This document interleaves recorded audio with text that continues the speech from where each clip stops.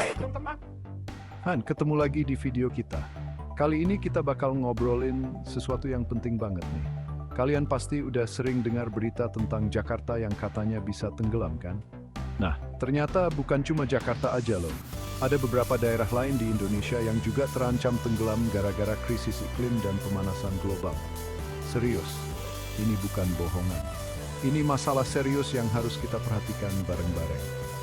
Coba bayangin, kalau sampai kota-kota ini beneran tenggelam, gimana ya nasib orang-orang yang tinggal di sana?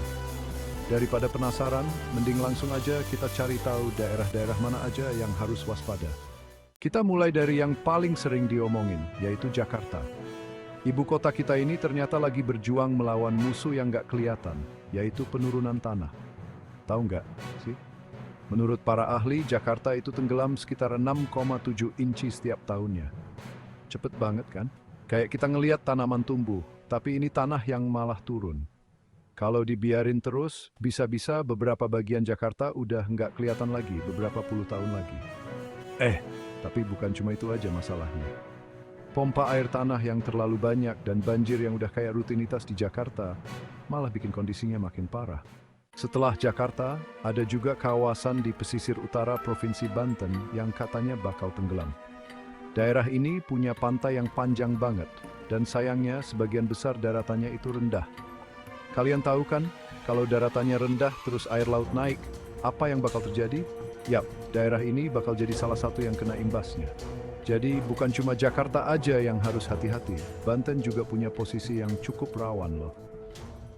Lanjut ke Jawa Barat, di sini ada 5 kabupaten atau kota yang terancam, yaitu Bekasi, Karawang, Subang, Indramayu, dan Cirebon. Semuanya punya kesamaan, yaitu berada di pinggir pantai utara.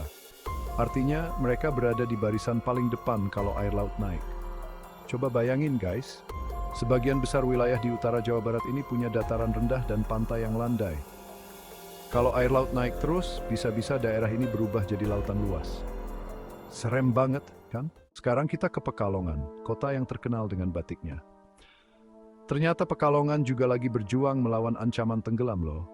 Bahkan para ahli memperkirakan kalau 90% wilayah Pekalongan akan tenggelam kalau kondisinya begini terus. Serius guys, ini bukan angka yang sedikit. Warga Pekalongan udah sering banget kena banjir rob alias air laut yang naik ke daratan. Kalau nggak cepat ditangani, bisa-bisa sebagian besar Pekalongan bakal hilang di telan laut. Kota Semarang juga ngalamin masalah yang sama, kayak Pekalongan. Daerah pinggir pantai Semarang sering banget dilanda banjir rob. Dan sama kayak Pekalongan, tanah di Semarang juga turunnya cepet banget. Banyak kawasan yang udah mulai tergenang air laut, terutama di wilayah-wilayah utaranya. Semarang harus cepet bertindak kalau nggak mau kehilangan lebih banyak wilayah pantainya.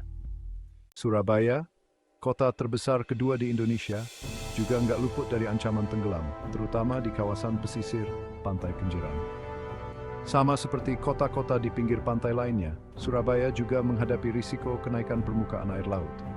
Ditambah lagi, pompa air tanah yang berlebihan bikin tanah di Surabaya terus turun. Terakhir, ada Demak.